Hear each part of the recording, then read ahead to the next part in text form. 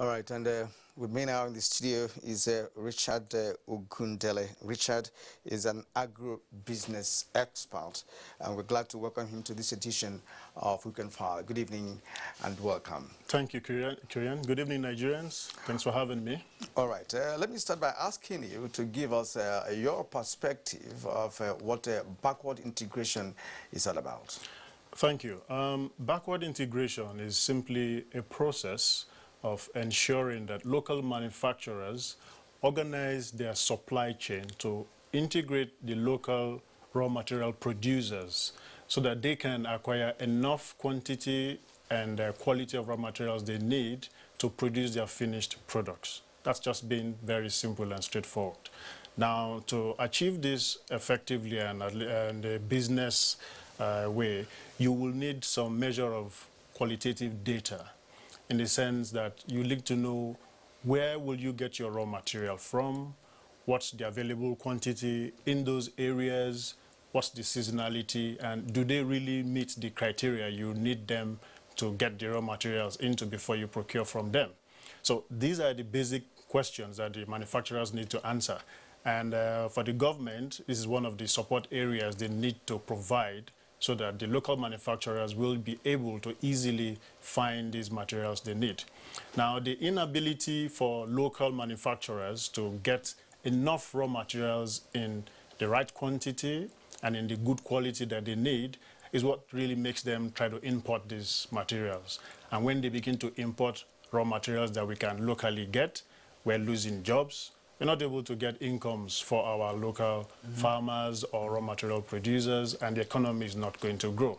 So simply put, we would say the government is really doing a good thing by trying to insist on backward integration, but they also need to provide the requisite enabling environment to ensure that local manufacturers are able to meet their needs. All right. From your explanation, many Nigerians would have understood the reason why many industries in Nigeria went down between the mid-80s and then most of the 90s, unlike the situation of the 60s and early part of 70s, when we had booming economy, where industries, prospered. Now, similar initiatives such as backward integration were propounded in this country at some point in time. But it didn't work out. What was responsible for the failure of those other initiatives? It's quite easy to figure that out. Nigeria as a country, we have very beautiful policies crafted in different documents, year in, year out. But our challenge has always been how we implement them. Secondly, we are not consistent in following up with policies. Every new government seems to want to create a different policy from the former one. So if we had followed up with the existing ones and just tweaking a few things, I'm sure we will be able to achieve most of the provisions in those documents before thinking of new ones. And when we come up with new policies, it appears we completely depart from the essence of what the previous ones had. I believe that would be a function of the interest or the core desire of those in government at that time. But from a business perspective and as an expert in agribusiness, we would like to look at backward integration, as it is being said now, in terms of what are those core issues we would like to address. One, we want to ensure that we create jobs for our teeming Nigerians. We'd like to ensure that our factories really work so that we can meet our local demands and ultimately begin to export finished produce out of the country. If we're able to export, then we'll save our scarce foreign exchange that we currently spend in importing these things. As it is right now, the failure of most of those policies in the past, which you talked about, is simply the lack of political will, in my opinion, to follow through with these things the way they are. If we keep jumping from one policy to another, then we will keep struggling with new challenges, because every new policy has its new challenges. One, you need to break down the details and the mechanics of how they will be achieved to every stakeholder. That takes time to communicate. Then you need to begin to put in the required support mechanisms that will move each step along the value chain to achieve the result. So if we keep having different programs, then we will keep jumping off the target. Yeah, this is my personal view. That's a policy inconsistency. Exactly. Okay, now how do you relate the concept of backward integration with the economic situation at present? Of course, we have you must have watched some of the newly established companies across the country, with a specific focus on a particular product. So how do you relate this initiative to what is on ground at the moment? Currently, the economic situation of our country is just coming out of recession as it is, and we're still struggling because the very basic factors of production are not in place. Infrastructurally, we still have challenges with simple things like power, road. So whichever the factory, wherever they are located, they still need to move produce from the hinterlands to their factories. The roads are not particularly in any good shape to make it easy, and that increases the cost of transaction, the cost of moving things logistically from point A to point B. Then we will talk about the cost of capital. For most of these manufacturers, it's either they've borrowed money from local Nigerian banks or some form of investment mechanism has been put in place. If they have used the window of the local financial system, then you'll agree with me that the current interest rate of above 25% is a tall order for most of them to work with. Then if we begin to add the current realities of insecurity and the issue of the porous borders, which enables smuggling of cheap substandard goods to come in, these make local manufacturers have more difficulty in doing their businesses effectively. Now, one thing about the issues concerning borders, we all seem to think only about the Lagos-Seme border. There are more serious borders between Sokoto State and Borno State. It might interest us to know that we have 1,014 land borders, porous borders. They are not all manned, and these are the means through which cheap substandard goods come into the country. So it's one thing for us to say we want to pursue backward integration. It is a good thing. We should do it, but we also need to man our borders so that we know what is coming in and what is going out at any point in time. For job creation, if the factories don't work, definitely we cannot create jobs. And if the raw materials for the factories to work with are not available, the factories too will not work. So in principle, we need to have accurate data. Where are the materials? What's the quantity? What's the quality? Do these places where we need to get the materials from have the requisite skill and expertise to produce the raw materials in the way and manner that these factories need them? We just saw the Gerawa oil mills in Kano complaining about cheap substandard goods being brought in. Now, if they're able to get 90% of their raw materials from Nigeria, that's a very good thing. But there is still that challenge of competition with cheap imports. And this is something that we really need to address as a nation.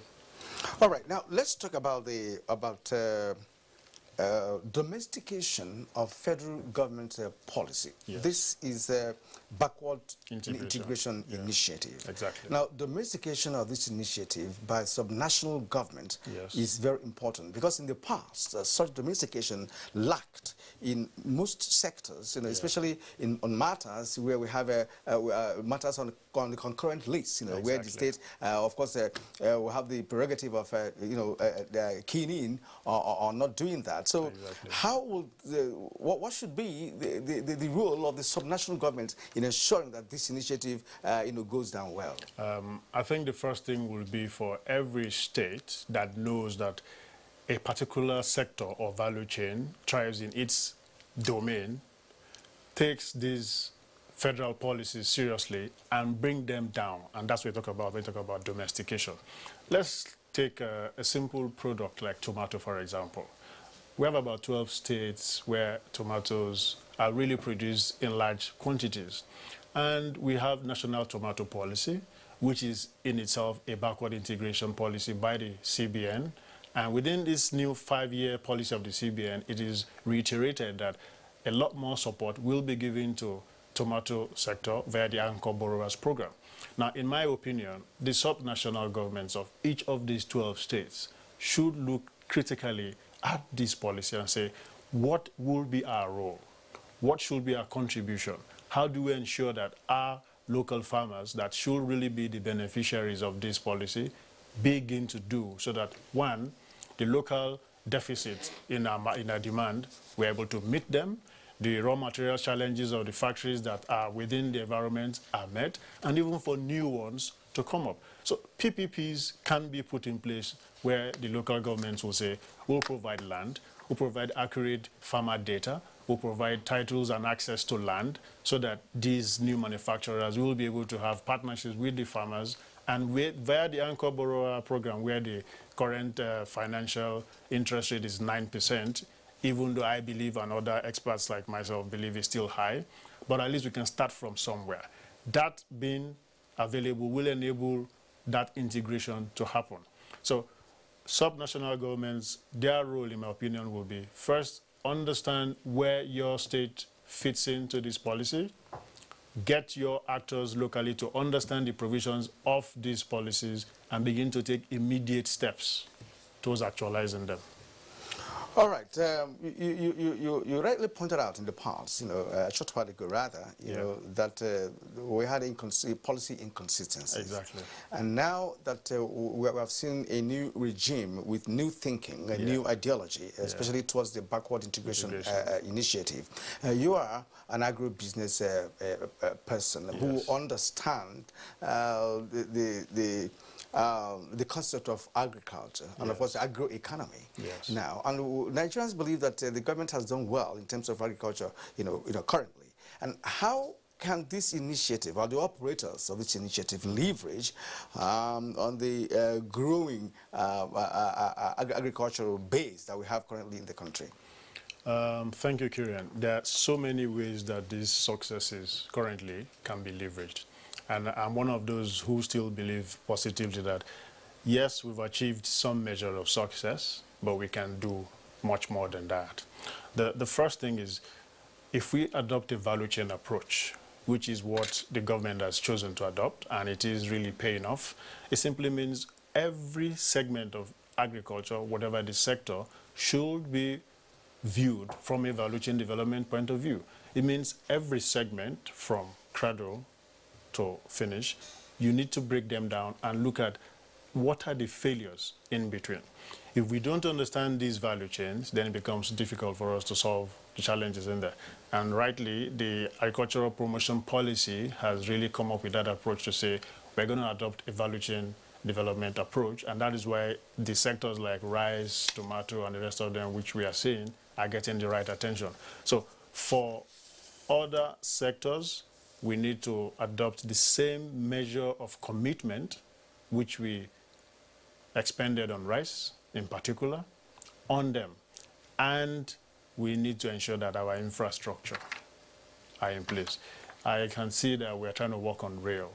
If we can fix rail in Nigeria, it will help us reduce the cost of movement of goods, and the pressure on our roads will also reduce. At the same time, power is critical. If we bring in all the manufacturing plants and there is no power, we will still be groping. It might interest you to know that currently industries in Nigeria spend as much as up to 40. In some cases, like the tomato processors, they spend even 80% of their operating expenses on power. How do you compete in a global market when you have to spend 80% on power? It's just not workable. Therefore, getting power to these manufacturers at a cost that makes sense is the first thing to leverage upon. The next thing is that simple thing as feeder road. There are lots of agricultural products that don't come out of the production sites because they don't have feeder roads. The vehicles can't go in there. The roads are either terribly bad or even unmotorable, that it just takes just one woman or a man to carry as much as they can on their backs to come out. How efficient will that be? So our priority should be feeder roads, get power in there, and of course water should be provided. But in terms of the local economic development, yes, backward integration is the way to go. It is a good policy, but then we also need to balance it. There will be that case where at the start of the policy, those major manufacturers will not be able to get their demands met locally. Perhaps some controlled window of allowing them bring in raw materials while they are supported to develop their local supply chain will help. Senegal did this. They know that for those who are working on some key local products which they export, they will not be able to get these products locally. So they gave them a window of 3 months to say, bring in this, stop, and then you're also working locally to get your produce. Right. We need to adopt this side-by-side measure. But if we just make everything shut down once, it will really be a challenge.